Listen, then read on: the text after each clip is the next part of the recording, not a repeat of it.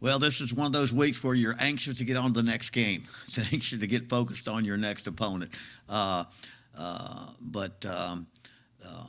we got whipped pretty sound, very soundly by Coastal Carolina. That team was better than us from the first play to the last play, and just beat us offensively, defensively, and in the kicking game, blocked a punt and had a return, and we just didn't match up. And so we've gone back and tried to look where we could correct some things, and we very well could and should and need to. Not sure whatever we do, that team was a better team than us, and they whipped us. We could have played better, but by no means does that suggest if we play our best game, we'd have beat that team. I just have to. They played that much above us on that game. The quarterback was flawless, never having an incomplete pass. They ran the ball consistently, and they shut us down. So now we need to move on and mentally move on. We've lost 2 games to 2 teams that are top 15, 16, 2 undefeated teams, and we're not that. We know we're not that. What you wonder is, are we closer than we played on Saturday to that? And that's what we've got to continue to improve and find out, because we're not top 16 and 15 team of the country as Kentucky and Coastal Carolina is. Even Jackson State, I think, is undefeated other than our game, and they're playing very well as well. So I don't want my players. I want them to be focused, have a lot of resolve, commitment. To continue to improve, but don't lose your confidence. Don't get your dauber down. This is a long season, and that game Saturday is not nearly important today than the next game, than the one we have coming up on Saturday. And so now we've got to have a couple of great practices to get ready for this. But again, it was like I say, it was a game in which I can't look to one area where we just improved that. We have a better game. That's where we stand next to Coastal Carolina on that day, and time will see. But anyway, we're now getting ready. It's Tuesday, Tough Man Tuesday. It's one of our working days, 2 hard days of practice, and we'll get ready now for Georgia State. Georgia State's is a very good football team. And if you look at their record, it doesn't indicate a whole lot of them not being a very good football team. I would suggest that it's very likely would be 1-4 with that same schedule. They lost to an Army team that's always hard to play. Then you throw in North Carolina and Auburn, who they almost beat, and Appalachian State, who's one of the premier teams in the conference, like Coastal Carolina. And this is a team that's been to a bowl game the last 2 years at State. First bowl win. First back-to-back winning seasons, 3 bowl games in the last 4 years. Coach Elliott has done a great job of bringing his winning tradition, even as an assistant coach. He knows how to win. He's developed that program into a winning program. And now we got 2 teams that really coming here needing to win a football game if we're going to continue to move up like we want to. And so to people who don't really study our conference, this team has proven to be a top-level team in our conference, and has proven themselves. And so we've got to come out there now and, correct our mistakes and continue to practice very hard and compete with each other to get better. And then 2, don't lose your confidence. Don't go in and say, gosh, that one, every look at everybody out there in the country where there's a big win or a big loss, and you look at the week before or the week after, and you see how someone responded. And over the years, I've learned, if it's at the Group of 5 level or whatever, or in the SEC or wherever I've been, that you've got to respond to a game, and that's the most important thing. So that one kind of we got that one behind us, and we're moving ahead to Georgia State, and that's the one that's important. Obviously, we've had to have a quarterback change. We're not using Rhett will not play this week, Rhett Rodriguez, and when we're not sure at how long that will be, I think that's more up to the doctors. It's an unusual injury for us coaches to know much about. I've been in this business as long as anybody. and it was the first time I've been dealt with that. I'm sure, and Rich, his father and mother, collapsed lung from the type of injury that he had, and so he moves around. He's now out of the hospital doing fine, but it's, that is not really fine when it comes to how long does it take the lung to mend and that injury to mend. And so we'll be very, very thoughtful of that, because there's no time schedule for us right now on that. The biggest thing we got to do, we got Chandler Rogers as our starting quarterback. He will be our starting quarterback, and we'll mix in Kobe Suits, and it might mix in Jaya Williams. Did I say that right? I don't know why I said Jai Williams. I got Williams on my mind. Jai Wright, our quarterback, and he was not eligible by waiver the first game. He's just now getting into the offense. So he's now getting his feel for the offense. But I think the first two quarterbacks are what we're looking at. But Chandler Rogers right now is that quarterback that I think has got the best chance to run our offense, and we just got to continue to improve him on knowing what to do and find out what he can do. And then find the place and time that if Colby's in, he's going to be a much more of a drop back passer that can throw the football very, very well, and will take the run and make it if it's available. You better cover him, because he's one that we'll take it if it's there, and much like Rhett. And so that was when an injury like that occurs, you don't even look at the guy, I hope he's back in a week, or gosh, that's going to mess up our game plan. No, his mama, that's good for, and his dad are right here, a part of this program. And this was much bigger than that. And so all of a sudden, Rich is in the hospital, not out of there till Wednesday, coming back to work with our offense. So he's gone, his son's gone, and so we're playing Coastal Carolina, we just found that was part of going into last week. Now we've got Rich's back and screaming as usual. Got a good voice out there on the practice field, and our players have got their attention, and we're right back to work. And I know Rhett's already in the meetings in that capacity, watching and doing that kind of thing. But we've got to have a great day of practice and great preparation for a team that's. I just think their schedule is no indicator how good they are, but we got to hope that last game was no indicator of how bad we are from that game. And we'll go out there and both teams, I'm sure, will prepare, knowing that this will be a great opportunity to win. The message to the team: just flush that Coastal Carolina. Yeah, I think so far we've been on that game. We're kind of over it now. You got to flush it now. It's like in a ball game, you throw an interception, you get to the next play. You can't relive that one. You can't replay it. You've got to get on Sunday. You got to correct it. You got to go on the field and correct that mistake. Find out what you didn't do right. As coaches, we got to say, did we put our players in the best position to be successful? Because that sometimes we coaches look back and say, you know what, I could have had this play better. I could have lined up in these formations. I could have used this personnel grouping.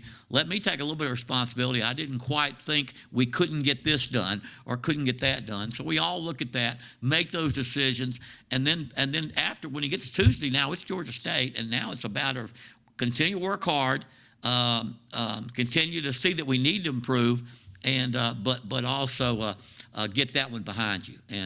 And it's always, and the big point you made, it's always when you get beat bad, is to get that one behind you quicker than another game that you have a lot of pluses to show. The Georgia State Auburn game caught a lot of people's attention, obviously. Right. They converted 4th and 9 to basically. Sure. What did you see in that game that Georgia State really had that game won? Yeah, it's every. You feel for Georgia State because they played that game so well on the road and had a huge win. The other team was talent all over the field, and Georgia State had the daggum thing won, and then Auburn makes a play. And that happens, unfortunately. I've been on both ends of that, and it happens a lot that you're finding a way to win, and all of a sudden that team's got talent, and they make plays because of their talent advantage that they have. But that shows you what Georgia State's capable of doing. A couple of years ago they beat Tennessee badly in Knoxville. Sean Elliott's been around a lot of football, and he's been around a lot of football from App State to wherever, where they've had upsets and things like that. So, that shows you how good they can play, how well they ran the ball, how well they played defense. Offense didn't have a an offensive touchdown to that last play of the game. Last touchdown was the only offensive touchdown Auburn got against this team. And so and this team has a lot of veterans back. You know, you're finding teams that did pretty well last year. They have super seniors back and fifth-year seniors back, and they kind of like, okay, we're taking advantage of this pandemic situation that all these players are back. And so to some extent, when you have your new coaching staff comes in, we say, okay, we're going to take advantage of this with some portal transfer guys to add to our team. And then we were not one of the bowl teams from this conference last year. So that now we don't have the same situation that we faced with Coastal Carolina or that we faced with even Troy had 19 of 22 starters back.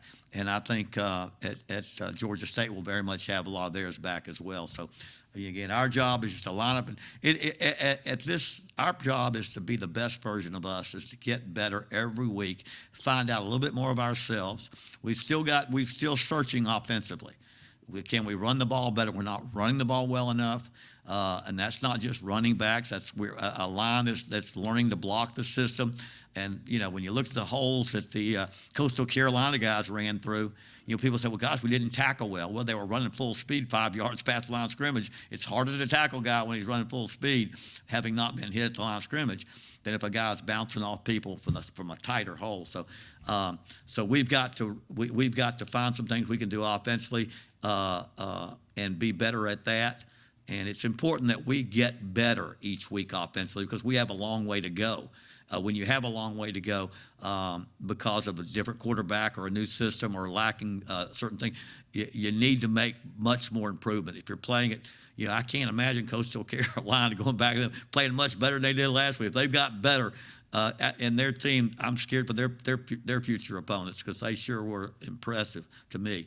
But anyway, that's what we need to do. Defensively, we got woke up in that game. We got because defense has played pretty well in our season. I mean, after the first game where Kentucky got after us pretty much on both sides of the ball, defense kind of held us up, and we got humbled. Our defense got humbled. Coaches and players got humbled against Coastal Carolina. I mean, from anywhere from the percentage of completions passing wise, to the yards per carry on runs, to the third down conversions, to the touchdown, 14 explosive plays that we gave up. So we have, I think we've got everybody's attention, and so we need to utilize this week with a very, very good opponent in Georgia State. Coach, first 8 or 9 months since you've been here, we talked a lot about selling this program. 3 straight home games now coming up. You look at this as an opportunity. Yeah, it really is. You know, we've had 2 wins at two home games, and the fans have been fantastic. And so I would hope right off the bat that we bring a good bunch of people in for the Georgia State game. I think we're expecting good weather the rest of the week, all the way into the weekend. That is such an important part. I mean, we play better at home, and that's because of the atmosphere, the crowd, the enthusiasm, just the whole thing has been a better situation for us. And I've been around Group of Fives where you probably can talk to, you can listen to everybody tell you what to call plays on the sideline. You can listen to everybody up the stands talking to you. When I was at Akron, a lot of the games we played, but we've had a very good crowd, and we need that to continue. 3 home games. If we're going to make our season keep on moving forward, this is going to be a big road for us. Now, so one team may be higher ranked than the next team, and one may be a lesser or stronger, but we've got 3 home games, and after that, we go on the road for a good bit. And it's going to be important that we play our best football.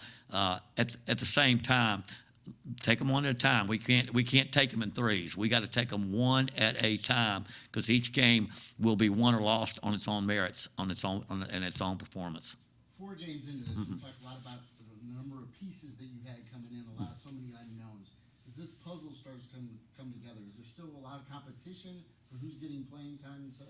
I think there is. There is competition. You know, we settled on one running back, and now do we really want to settle on one? Does he block well enough as well as run?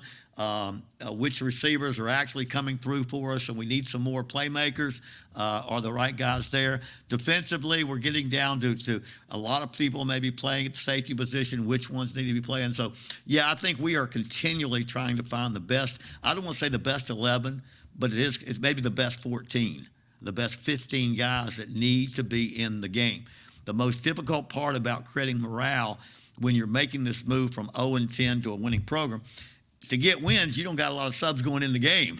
You got to find a way to play 60 minutes and win a game knowing it's going to take 60 minutes and not getting as many players on that field. Whereas when you get your program established and you win some games by a good bit of point, everybody's happy, not just because you win, but because everybody's playing. And so that's one of those things you have to work hard through to keep morale going, keep your guys that are backing up and not getting in a rotation that you might have if you were comfortably winning a game or you had a lot of success that happening. We're still trying to find who our playmakers are on offense, who we can't play without on defense, at the same time making sure we give people a rest, we give people a chance that might just be the guy. And so I think that for another few weeks, that's going to continue to be a factor that we find out exactly who can go out there and play the best football for us on both sides of the ball. And we're still finding that out a good bit. I look at the number of starts the offensive line has at Georgia State. I want to say 51 or 52 starts. Everybody played at least a full game last year or 2 or 3 games. So now we're talking the least amount of starts on their offensive line is 14. That's together, all 5 of these guys, where we have guys that hadn't been together or played or started, and it shows your ability to, anytime you have to have combination blocks or double teams or get a feel for each other and how this guy's going to help that guy, that comes working together. The offensive lineman, very, very important. I've always said it's better to have a nickel than 5 pennies when it comes to the offensive line. It's just they've got to all work together, and it's a bigger they're a bigger factor when they all can work together, and that takes some time. And so we're really finding out a little bit about that too, is how much it takes for our linemen to work together on the offense. And so, but like I say, it get better every week, and it'll continue to get better. Coach, piggyback off what Aaron talked about, you played, I think, 65 or 66 players on Saturday. A chance to evaluate those players in a game-like situation, much different than in practice. Absolutely. We got, you get 7 to 14 plays to a backup player, and now he has an opportunity to show you what he's going to do under game situations. We may have been down, the game wasn't winnable, but for that guy, his position was winnable. We need to see Stacey Wilkins at tackle, see how he's going to play. He's moved in late, come here late, big old guy from Oklahoma. Let's see how you play, as well as other people playing. Some receivers, we haven't gotten Will Derrick in nearly enough because we haven't had any chance to rotate. And he needs to be playing more. Boogie's getting too tired out there. He does too many things. We've got to find an opportunity to get some of these guys playing, and at the positions on the field, and so many of them. And so we've played several people at certain positions where we've seen enough. We're down to 1. We've seen enough of that. We need to make sure we get the right guy going. So I think the fact that we played 66 gave us a chance to see a few more people playing, and give us some. It might be the most positive thing you can pull out of a game like that was one that. You got to play up some people you just haven't had a chance to play, and you don't know when you're going to have a chance to play all those people. If you're and maybe I'm wrong, but there was a day, and I've been coaching. I'm a head coach in 1983 when everything was a 4-year plan or a 5-year plan. We're going to get pounded. We're going to play all freshmen, and we're going to get pounded. But by that 3rd year, we're going to be good. Well, a lot of coaches are fired by that 2nd year. A lot of fans quit coming by that 2nd year. So there's that balance you have to have. What is it going to do to win now? To go from 0-10 and not leading game to win now, to where are we really going to say, okay, let's start building for next year and the year after, and the schedule gets better and all those things. I just have never found much ability anywhere I've ever been that's anymore the way things go. It was the way things went. It's not the way things are now from a standpoint of players needing to have some success and winning. Building your fan support, making the game a great game day for everybody. You got a lot of people having to wait. So, not saying you're going to have all the answers, but I think the making decisions to win as much as you can now it looks like what I've seen you need to try to do, and that's not going to still be easy. We'll take those one at a time and see where we go there. Coach, you got one final question. It's pretty cool. Southern's leading the country in field goals made, but Then, of course, you look at your red zone opportunities, they're 6 for 6 with a lot of those field goals, but you've only made one touchdown in the red zone. Right.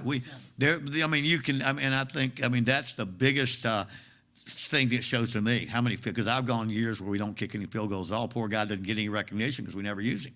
We score touchdowns. We're not finishing drives in the red zone. And that goes to all those things we were talking about. The quarterback that's comfortable running our entire offense, an offensive line that can now run when you know we're going to run, and all those special things that you do in the red zone where defenses get more compressed and they're closer to the line of scrimmage, and you have to be better at what you do. We're not better when we get to the red zone because we're probably worse, because that's where you have to be a little bit stronger, a little bit better at running a play that they know what's going to come and being successful at it. But we have to get to that point where we have success scoring touchdowns. And I'll be honest with you, I read game notes on Georgia State. They're saying the same thing. They've got a great kicker. You know, and Callum's done a great job for us. He's shown us he can kick. Their guy's been doing it for a long time, and he's got one of those record-setting levels. But as I hear them talk, it's kind of the same thing. We got to end in touchdowns, not field goals, because you have 2 or 3 drives and you get a field goal and they get a couple of touchdowns, you're down 14-6, and it begins to slip away from you. So that's one of those things. When we get down there, we've got to start finding ways to score touchdowns, and we haven't found that yet. And we know that's a red zone offense is so critical to winning football games. Especially since I'm going to look at the number of explosive plays. When we don't have the explosive plays that we've got, that means you got to score touchdowns in the red zone. I love explosive plays when you're trying to build, because then you don't have to worry about having to fight through that last 25 yards. You get a big play. So those two go together. We're not getting any explosive plays to give us that touchdown that comes from outside the 30-yard line. And now we get down there close, and now we're having to execute better and better and getting forced into field goal situations. We were inside the 6-yard line last time, and I know we had a penalty. Well, here we are. We had a penalty. We're down the 4-yard line, and we got a 5-yard penalty, and that's like $1 million to us against Coastal Carolina, and we had to kick a field goal. So we got to correct those mistakes. We're not a highly penalized team. We're not a high turnover team, but any of those hurt us. Coach, you mentioned the importance in the red zone. The other thing, too, I'm sure you want to do is have more effectiveness on first and second down. It's a third and long situations. That's making it tough for you to sustain drives. Yeah, I mean that anytime you look at your stats and you go to third down and see, well, that's a lousy third down team, and by all means, we're not very good at third down. But if you look at first downs, it's even worse. And by having bad first downs or not being able to execute first downs, which means you got to throw and you got to run, you got to do all the things that your entire offense on first down. And if you're not successful there, you get too many second and longs and third and longs. And so again, so first down becomes much more important to us to be successful at a certain degree. The number of first downs that you have in a game, the number of yards, the number of successful first down plays, whether you use 4 yards as your marker, or that's a great down to have explosive plays too. So you look at those kind of plays on first down, that affects what you're doing on third down. And so they kind of go together right now. And as we try to find ourselves, get a quarterback that can play the thing that we can work with our quarterback, that what he can do. I feel like I've got the right leadership running the ship, and we'll figure it out.